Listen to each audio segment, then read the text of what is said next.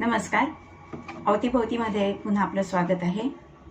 आज मी इस्रायल आणि लेबनॉन यांच्या दरम्यान जे युद्ध चालू आहे त्याच्या संदर्भात थोडं बोलणार आहे. हे युद्ध कसं सुरू झालं याचा आपण विचार केला तर आपल्याला असं दिसतं की गेल्या वर्षी साधारण ऑक्टोबर 2023 मध्ये पॅलेस्टाईनच्या हमास या अतिरेकी संघटनेने इस्रायलमध्ये अचानक हल्ला केला आणि या हल्ल्याच्या वेळेला तिथे पार्टी चालू होती, थिएटरमध्ये सिनेमाचा शो चालू होता आणि अशात त्यांनी शस्त्रास्त्र फेकल्यामुळे, बॉम्ब फेकल्यामुळे अनेक नागरिक याच्यामध्ये मृत्युमुखी पडले होते. अनेक स्त्रिया, अनेक तरुण तरुणी, लहान मुलं आणि सर्वसामान्य माणसं या हल्ल्यामध्ये बळी गेले होते.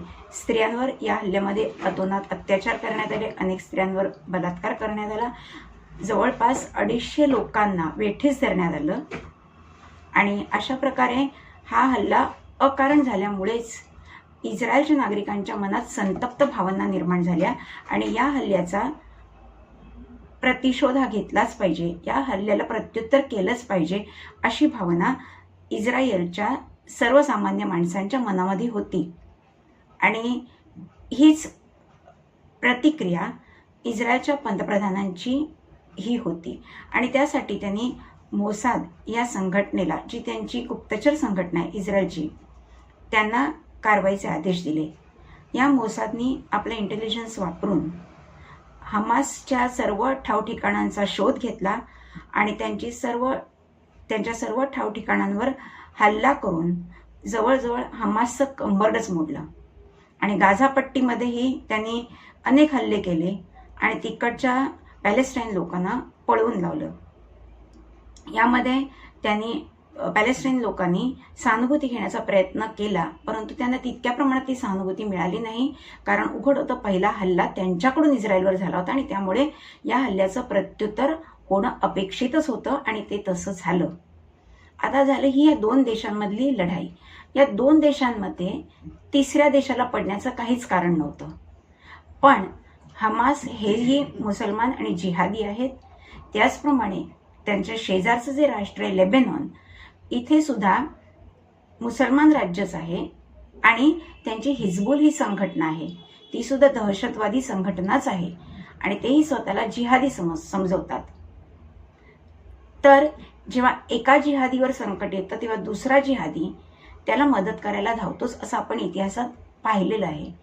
तो असा विचार करत नाही की आपल्या भाऊबंधांनी म्हणजे दुसऱ्या संघटनेने काहीतरी चूक केलेली आहे आणि त्यामुळे त्यांच्यावर हल्ला झालेला आहे, ही भावना त्यांच्या मनात नसते. त्यांच्या मनात एकच भावना असते की आपल्या जिहादींवर हल्ला झालाय, मग आपण दुसऱ्या जिहादींनी त्याला सपोर्ट केलाच पाहिजे आणि या हल्ल्याचा बिमोड केलाच पाहिजे. आणि याच नात्याने किंवा याच उद्देशाने, याच भावनेने लेबनॉन हे पॅलेस्टाईन लोकांना मदत करायला पुढे आलं.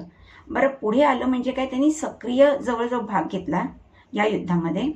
त्यांनी इस्रायलच्या पण ठावठिकाणांवर हल्ला केला, इस्रायलच्या पण अनेक नागरिकांना मारलं आणि त्यामुळेच जेव्हा हमासला त्यांनी संपवलं मोसादनी, त्यावेळेला स्वाभाविकच आहे की त्यांचा मोर्चा त्यांनी लेबनॉनकडे वळवला. तर लेबनॉनमध्ये हिजबुल ही जी मुजाहिदी ही जी अतिरेकी संघटना आहे त्याचा प्रमुख होता नासरुल्लाह. नासरुल्लाह हा जवळजवळ 20-25 वर्ष म्हणजे त्यांचा प्रमुखच आहे आणि त्यांनी अनेक अतिरेकी कारवायाही केलेल्या आहेत आणि त्यांनी म्हणजे त्यांनी असा पण केला होता की आम्ही इस्रायलचा पूर्ण खात्मा करू आणि तोपर्यंत आम्ही गप्प बसणार नाही. आता साहजिकच जेव्हा त्यांनी असं उघडपणे कृत्य करायला सुरुवात केलेली होती तेव्हा त्याला आळा घालणं हे इस्रायलचं प्रमुख कर्तव्यच होतं आणि या कर्तव्याला अनुसरूनच या मोसादनी म्हणजे जी इस्रायलची गुप्त संघटना आहे त्यांनी आपला मोर्चा वळवला या हिजबुलच्या प्रमुखाकडे. आता हा प्रमुख जो आहे याला मारायचं होतं, पण हा मारण्याच्या आधी सुद्धा अनेक त्यांचे अतिरेकी होते जे अनेक छावण्यांमध्ये, बंकरमध्ये लपून बसले होते, त्यांचाही खात्मा करणं आवश्यक होतं. त्यामुळे हिजबुलच्या प्रमुखाला संपवण्यापूर्वी बाकीच्या लोकांना संपवणं गरजेचं होतं आणि तसं ते पद्धतशीरपणे संपत गेले आणि त्यानंतर त्यांना हिजबुलच्या नासरअल्लाचा ठावठिकाणा लागला. हा ठावठिकाणा जेव्हा त्यांना लागला तेव्हा त्यांनी तातडीने कोणतीही कारवाई केली नाही. त्यांनी त्यांचे जे पंतप्रधान आहेत नेत्यानाहू यांना संदेश पाठवला.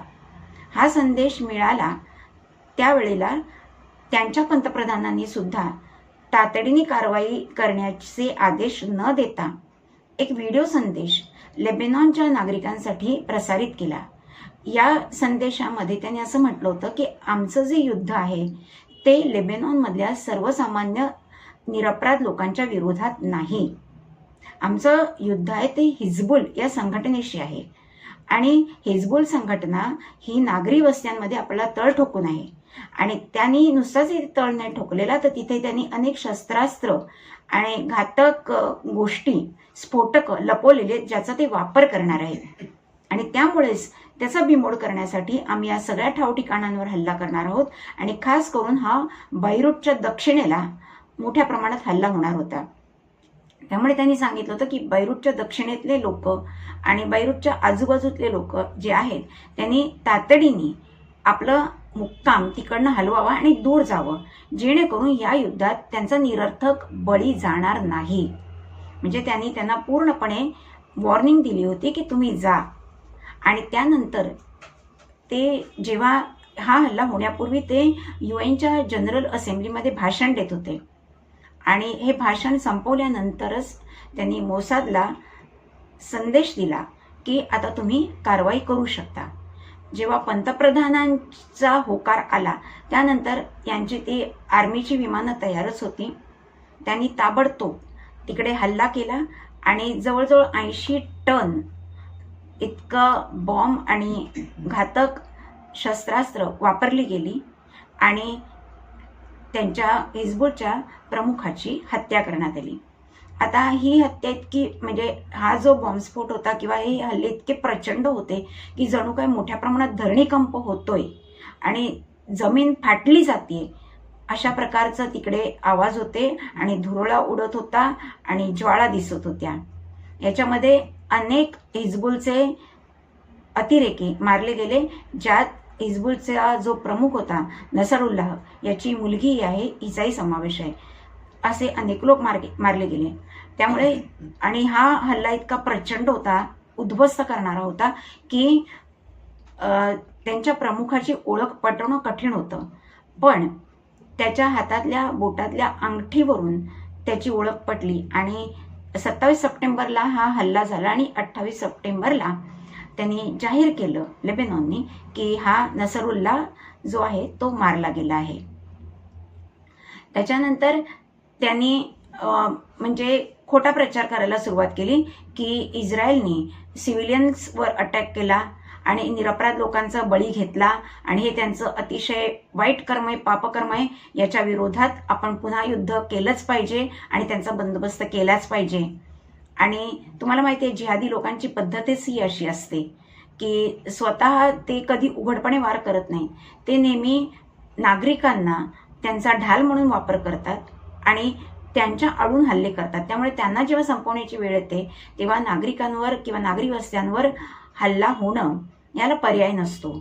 आणि अशाच प्रकारचा हल्ला नेत्यानाहू सरकारने म्हणजे मोसाद संघटनेने लेबेनॉनमध्ये केला. पण तत्पूर्वी त्यांनी तिकडच्या नागरिकांना सावध केलं होतं आणि तिथून त्वरित निघून जाण्याचा सल्लाही दिलेला होता. आणि त्याच्यामुळे जेव्हा इराणने हा प्रयत्न केला की हे जे हल्ले चाललेले आहेत हे अतिशय वाईट आहेत आणि त्याच्यामुळे त्यांचा मोसादचा निषेध करा आणि मोसादला संपवावं, तेव्हा त्यांना UN काउन्सिलमधनं काही जास्ती चांगला प्रतिसाद मिळाला नाही. कारण UN काउन्सिलमध्ये सुद्धा अनेक काही देश आहेत ज्यांनी लेबेनॉनला आणि हिजबुल संघटनेला दहशतवादी संघटना म्हणून घोषित केलेलं होतं. आता हा जो हल्ला झाला त्याच्यानंतर इराण जो आहे हा याच्यामध्ये ओढला गेला म्हणजे इराण स्वतःहूनच ह्याच्यामध्ये आलेला आहे. याच्यामध्ये इराणला पडायचं काहीही कारण नव्हतं. परंतु पुन्हा तेच आहे की जिहादी लोक आहेत, मुस्लिम लोक आहेत, त्यामुळे मदत करायला ते पुढे सरसावणार आणि याच तत्वाला अनुसरून इराणने लेबेनॉनला मदत करायला सुरुवात केली, पण इराणचा अजून प्रत्यक्ष सहभाग या युद्धामध्ये नाही. ते बाहेरून मदत करतायत, लेबेनॉनच्या सीमेच्या आत राहून ते त्यांना मदत करतायत. आणि त्यामुळेच आता यांचं जे लक्ष आहे इस्रायलचं ते पूर्णपणे इराणवर केंद्रित झालेलं आहे. आणि इराणचे जे प्रमुख आहेत खिमेनानी यांना त्यांनी उघड उघड संदेश दिलेला आहे की जर तुम्ही आमच्यावर हल्ला केलात तर आम्ही तुमच्यावरही हल्ला करू. आणि असा त्यांना निर्वाणीचा संदेश मिळाल्यानंतर हा जो इराणचा प्रमुख आहे हा आपला महाल सोडून पसार झालाय आणि एका अज्ञात ठिकाणी सुरक्षिततेच्या कवचात लपून बसलेला आहे. पण तो किती सुरक्षिततेच्या कवचात कुठेही अज्ञातवासात असला तरी सुद्धा आज इस्रायलच्या मोसाद संघटनेकडे एवढी ताकद आहे की ते त्याचा ठिकाणा शोधून काढून त्याला मारू शकतात. त्यामुळे एका बाजूनी हा बादशाह म्हणतोय की मी लेबेनॉनला तुमच्या बाजूनी आहे आणि मी तुम्हाला सर्वतोपरी मदत करेन, आणि हाच माणूस स्वतः स्वसंरक्षणार्थ स्वतःच्या जीवाला भिवून एका बंकरमध्ये अज्ञात स्थळी जाऊन बसलेला आहे. किती विरोधाभास आहे. आणि आपल्याकडे जागतिक चित्र काय पाहायला मिळतं तर ज्या वेळेला हा नसरुल्ला मारला गेला आणि हे जाहीर झालं त्यावेळेला लगेच इराणमध्ये राष्ट्रीय दुखवटा घोषित झाला. त्याच्यानंतर पाकिस्तानामध्ये अनेकांनी गळे काढायला सुरुवात केली. पाकिस्तानच्या एका संघटनेने तर जोरदार निदर्शनं केली आणि कराचीमधल्या अमेरिकन दूतावासावर हा मोर्चा नेला आणि तिथे इस्रायल विरोधी घोषणा दिल्या. आणि त्याला एक हिंस्र स्वरूप आलं की पोलिसांना ते अडवण्यासाठी दारुगोळ्याचा वापर करायला लागला आणि त्याच्यामध्ये काही म्हणजे तोफांचा वापर करायला लागला. त्याच्यामध्ये काही पोलीस अधिकारी जखमी झाले. याच्या उलट आपल्याला चित्र पाहायला मिळतं ते लंडनमधनं. लंडनमध्ये जे इराणी लोक आहेत हे यासाठी आनंद सेलिब्रेट करतायत आणि त्यांनी इस्रायलचं अभिनंदन केलेलं आहे की तुम्ही बरं झालं हिजबुलच्या या प्रमुखाला ठार केलं. कारण हे जे लोक आहेत सुशिक्षित लोक आहेत, इराणमधलं सिव्हिलियन खूप चांगले आहेत, पण हे जे राज्य करणारे आहेत नेते मंडळी हे अतिशय वाईट विचाराचे आहेत. त्यांची विचारसरणी आणि सुशिक्षित इराणी लोकांची विचारसरणी याच्यामध्ये जमीन आसमानाचं अंतर आहे. असे जे सुशिक्षित इराणी लंडनमध्ये स्थायिक आहेत त्यांना तर खूप बरं वाटतंय की मुल्ला मौलवीपासून आपला देश मुक्त झाला तर बरं होईल आणि इस्रायलने हे खूप चांगलं काम केलेलं आहे असं म्हणून तुम्ही इंटरनेटवर शोधू शकता त्यांनी कशा प्रकारे हा जल्लोष साजरा केलेला आहे. तर असं विरोधाभास की इराण जो या युद्धामध्ये सहभागी होण्याचा प्रयत्न करतो आहे आणि त्यांचे जे प्रमुख आहेत ते जे लेबेनॉनला मदत करत आहेत त्यांच्या विरोधाची किंवा त्यांच्या दहशतीची चिंता न करता हे उघडपणे इस्रायलचं अभिनंदन करत आहेत. आपल्या भारतामध्ये सुद्धा लखनौसारख्या काही ठिकाणी अनेक मुसलमानांनी याच्या विरुद्ध निदर्शनं केली, इस्रायलच्या विरोधी घोषणा दिल्या आणि त्यांनी असंही सांगितलं की तुम्ही एका नसरुल्लाहला मारलेलं आहे, असे अनेक नसरुल्लाह अनेक घरात जन्माला येतील, तुम्ही किती नसरुल्लांना संपवणार आहात. शेवटी जिहादी आहेत, जिहादीची तळी उचलून धरणारच या न्यायाने ती लोक पण आहेत. पण एक बरं आहे की आपला भारत देश जो आहे तो या युद्धामध्ये सहभागी नाही. जोपर्यंत पंतप्रधान मोदी साहेब आहेत आपले तोपर्यंत आपण अशा प्रकारच्या कोणत्या युद्धात सहभागी होणार नाही. त्यामुळे आपल्या देशाला तरी तोच काही धोका नाही. अशाच प्रकारे आखाती देशातली जे मुस्लिम राष्ट्र आहेत त्या अनेकांनी या युद्धाकडे पाठ फिरवलेली आहे. ते अलिप्तपणे या युद्धाचं अवलोकन करत आहेत. त्यांनी या युद्धात सक्रिय सहभाग घेतलेला नाही कारण त्यांना माहिती आहे इस्रायलची पॉवर एवढी आहे की जर आपण मदत केली तर आपली गत ही आज हमासची जी झाली आणि आज लेबेनॉनची जी झाली तशीच होईल. आणि त्यामुळे ते अलिप्त आहेत आणि ते अलिप्त आहेत तेच बरे. नाहीतर ते जर इन्व्हॉल्व्ह झाले याच्यामध्ये किंवा इराणही डायरेक्ट याच्यामध्ये इन्व्हॉल्व्ह झाला तर हे युद्ध फार भयानक स्थितीला जाईल आणि याच्यातनं आणखीन किती अनर्थ घडेल हे याची कल्पनाही आपण करू शकत नाही. त्याच्याचमुळे मला असं वाटतं की शांतता राखण्यासाठी भारतासारख्या देशाची आज जगाला खूप गरज आहे. आणखीन एक महत्त्वाचा मुद्दा आहे की नेत्यानाहू यांनी युनायटेड नेशन्समध्ये 2 नकाशे हातात घेतले होते. एका नकाशामध्ये इराण, इराक, सिरिया आणि येमेन हे देश होते जे काळ्या शाईनी रंगवलेले होते आणि एका हातात त्यांचा जो नकाशा होता त्यात इजिप्त, सुदान, सौदी अरेबिया आणि भारत यांचा समावेश होता आणि ते हिरव्या रंगात रंगवले होते. आणि जे काळ्या रंगात रंगवलेले देश होते त्यांनी सांगितलं हे पाप आहे, हे पृथ्वीवरचं पाप आहे. आणि जे हिरव्या रंगात ज्याच्यात भारताचा समावेश आहे त्याच्यात त्यांनी सांगितलं हे पृथ्वीवरचे ब्लेसिंग्ज आहेत, हे खरे देश आहेत, हे चांगले आहेत, हे मानवतावादी देश आहेत. तर हे नसे थोडके यात भारताचा समावेश आहे. आणि त्यामुळेच मला वाटतं आपण जे अलिप्त आहोत तेच बरं आहे. आणि आपल्या देशामध्ये मात्र जी यादवी ह्याच्यामुळे माजवली जाते किंवा आपल्याच देशातले लोक आपल्या देशाला मुसलमान राष्ट्र करण्याचा जो अतोनात प्रयत्न करत आहेत, काही राजकीय नेते आहेत, काही नागरिक आहेत, त्यांचाही बंदोबस्त मोदी सरकारने वेळीच करणं आवश्यक आहे असं मला वाटतं. आपला भारत देश महान आहे, तो विश्वगुरू बनून पाहत आहे. पण काही आपल्याच देशातल्या नेते मंडळींनी आणि काही लोकांनी भारत मोदी मुक्त करण्याचा जो विडा उचललेला आहे त्याला प्रतिबंध आपण केलाच पाहिजे, सरकारतर्फे झाला पाहिजे आणि सामान्य नागरिकांनी सरकारला या बाबतीत मदत केली पाहिजे. परत मी सांगते, मी हा व्हिडिओ करण्यामागे एकच उद्देश आहे की महत्त्वाची घटना आहे ती तुमच्यासमोर मांडणं. याच्यामध्ये मी कोणत्याही पक्षाच्या विरोधात नाही, कोणत्याही धर्माच्या विरोधात नाही. पण कारण मुस्लिम समाजातले भारतातले जे लोक आहेत किंवा जगामधले ते सगळेच अतिरेकी विचारांचे नाहीत, त्यांनाही शांतता पाहिजे. पण त्यांचे जे राज्यकर्ते आहेत त्यांची विचारसरणी फार घातक आहे आणि वाईट आहे आणि त्याच्यामुळे ते देश किंवा ती लोक यामध्ये ओढली जातात आणि याला बळी पडतात.